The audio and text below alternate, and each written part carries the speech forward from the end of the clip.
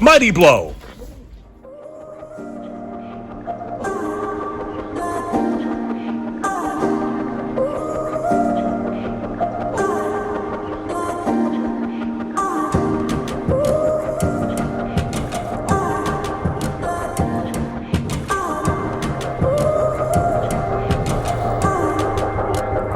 We'll start the build update in just a minute, but right now I want to talk to the guys out there watching, because some of you can relate to where I was before I met my Filipina. You're a little bit older, still searching for someone special, and ready to hit the reset button. Well, I've got 3 words for you. Foundation is everything. You know, just like the house that I'm building requires a strong foundation to stand the test of time, so does any relationship. Love, trust, respect are what make it unbreakable. And that's where ChristianFilipina.com comes in, because Christian Filipina is an online community where traditional values meet modern dating. So basically it's a one-stop destination for finding someone that thinks the same way that you do. They've got a 24/7 support system dedicated to connecting you with potential life partners through safe and meaningful communication. So again, if you're like I was and you're ready to lay a new foundation and build a new life with someone, click on the link below, go to ChristianFilipina.com, and you can start meeting Filipinas today. Now let's start that build update video. Good morning, everybody, and welcome back to the channel. Since last we spoke, we've had a lot going on over here. We ended up getting our AAC block delivery, which you can see directly behind me. We got quite a few pallets that will build not only the outside walls, but the inside walls of the house, which those should be going up soon. So that thing right there should be looking like a home within the next couple of weeks. So we're really excited about that. Getting the AAC blocks delivered, that was a little bit of a challenge, being that it happened right on the doorstep of Typhoon Egay, which we just experienced here just a few weeks back. Because of all that rain, the truck that was delivering our pallets ended up getting stuck in the mud. So through a few attempts, we were finally able to get everything delivered directly to our doorstep. It took about 3 days, but everything worked out in the end. So that's really all that matters. Just a quick brief on that. We had to find a huge Tonka truck, this huge wheel loader, to come out and pull the truck along with our delivery out of the mud. Once we did that, we were able to offload it and bring it home safely. So we are really grateful for that. But like I mentioned, we did experience Typhoon Egay just a few weeks back, and it was what you would call like the 100-year flood. Everywhere around here had gotten flooded. What you see behind me, although those are rice fields, you couldn't see any of the rice poking up above the water. So this looked like a lake. And with such high winds, you could just see that water moving on the surface of this little rain lake here. Water got pretty high, but we were very, very lucky in that we have been building our home above the level of the main road. So that water came to our doorstep and it leaked a little bit inside onto the actual grounds of the build here. So by the grounds, I mean literally just the ground right here, ground level for us. But as far as getting onto where the house floor will be, it didn't even reach that high. So we got really lucky compared to others that live directly near us. Some of them got extremely flooded and lost quite a bit, and so we're blessed that that didn't happen to us. How did we get affected? The place was dirty. You know, the water just spread around a lot of things. We ended up losing a couple small pieces of equipment, but things that are replaceable for, you know, a minimal cost. As well, all of our extra lumber probably ended up in the ocean somewhere, but we still have enough pieces remaining that we're able to still build any forms that we need to. We started a small tilapia farm, but not on purpose. It's because a hole that we dug directly out front that is going to be a catch basin for our gray water system actually got filled with tilapia. And so funnily enough, the guys brought over some fish pellets and started feeding them, and once they grew a couple inches, took them home for dinner. Wow, okay. This is the tilapia strip club. Come on, you got to get one.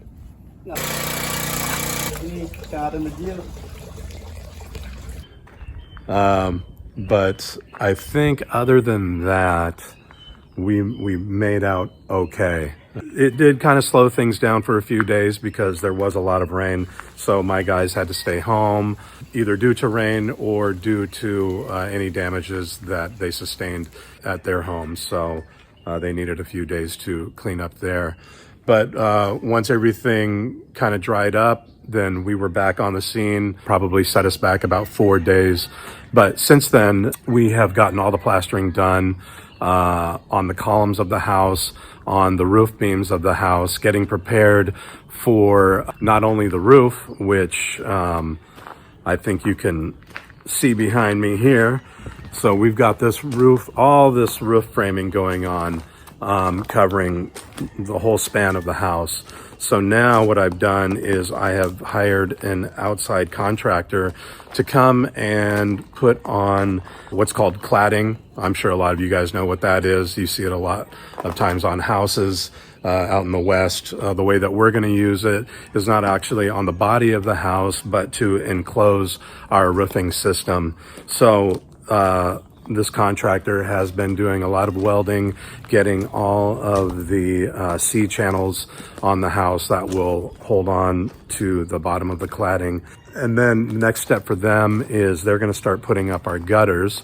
So as they put up gutters, we're going to start putting up our UPVC roof paneling. Simultaneously, our electrician to put conduit all throughout the house so we can get ready for our pour coming up in just a few days.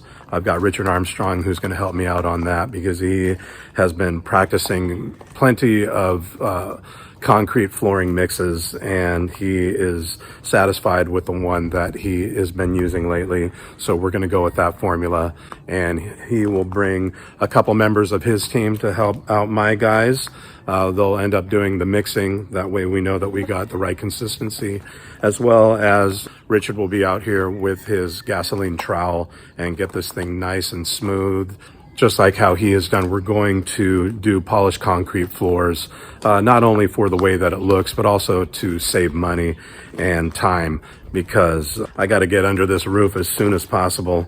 We want to get this project wrapped up and done and get it lived in. So yeah, we've got the roof frames done. We've got the separate contractor preparing to put on all of the gutters, the flashing, the spandrel, not only on the house, but they're going to finish up on the spandrels for the roof of the garage as well. And they're going to get matching spandrel. It's a really beautiful kind of rose-colored wood grain look to it, so we really like that. And right now, what we're going to do is I'll show you on the far side of the garage. We've been putting on our waterproofing. It almost looks like a gray paint. So what we're going to do is we're going to use that as a base for the dark gray color that we will be painting the garage. So we're going to have a two-tone theme going on.